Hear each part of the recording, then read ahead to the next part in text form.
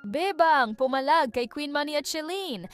Kahit magtulong pa daw ang dalawa ay hindi umano urong si Bebang sa puksan. Narito panoorin ang video. So yun guys, di ba alam nyo na si Shelene ay na kay Ate Queen Manny, pumunta muna siya doon. Para syempre mabawas-bawasan yung stress. Kahit sino naman may stress talaga kahit alam nyo na. Sana Shelene, kahit nandyan ka, magsabi ka ng totoo. Huwag kang gagawa ng kwento na hindi naman totoo. At huwag kang magdadagdag. Basta sabihin mo lang yung totoo kung anong mali mo. Lahat. Kung bakit nangyari yun. Bakit nangyari lahat yun. Alam ko naman napapakinggan ka ni Ate Queen Manny at hindi ka niya hahayaan At least, mapapagsabihan ka niya sa mga bagay na kailangan mong gawin, kung anong dapat mong baguhin, di ba? Basta yon, sabihin mo lang lahat ng totoo, ng pagkakamali mo kung bakit nangyari yon. Papakinggan ka naman ni Ate Queen Manny, gagabayan ka niya sa lahat, di ba? Basta maging totoo ka lang. Ayun lang yung dapat mong gawin, maging totoo ka sa sarili mo. So yun guys, sa mga nagsasabi kung ba't nga ako binitawan ni Mami Sai, ano ba kayo, wag niyo iba si Mami Sai, ako may kasalanan kung bakit niya ako binitawan. Binitawan niya ako, sobrang tigas ng ulo ko. Oo, kasalanan ko yun, sobrang kasalanan ko yun. Pero ngayon, binabago ko na yun. Ayoko na maging ganun yung katulad ng dati, Bulinaw days, na ayoko ng Balkan, leche. Naging matigas talaga ulo ko noon.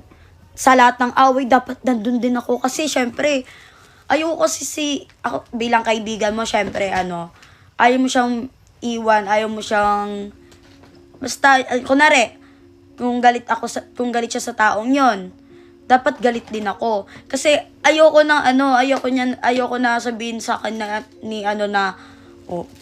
kinakampihan mo yung isa, di ba? Pero syempre, iba yung isip natin, di ba? Pero which is, mali talaga yun. Na kinakampihan ko sa bagay na alam ko namang mali, di ba? So yun, basta, naging masama akong bata nung araw na yun. Kaya, ngayon, binabago ko na yun. Gusto ko na baguhin lahat. Ayoko na baksaban. Ayoko na makapag-away. Gusto ko na lumayo sa gulo. Gusto ko sa sarili ko na lang at mag-focus ako kay Mami, sa pamilya ko, kila Daddy Harvey. So yun, basta ayoko na makisali sa gulo nyo. Bahala kayo, magbackstaban dyan. Basta ako, wala akong sinisiraan na tao. Wala akong binabackstab na tao. Basta ganun, ayoko na manira. Ayoko na backstab. Nakakapagod na. Araw-araw na lang dati kasama sa gulo. Gusto ko naman ngayon payapa at banayag lang. Ganun. Parang gusto ko walang gulo sa buhay ko. Kasi nakaka-stress din pala no? Kaya yun, binabago ko ng sarili ko. Gusto ko na maging angel na lang. Wala. Basta gusto ko na lang maging mabait.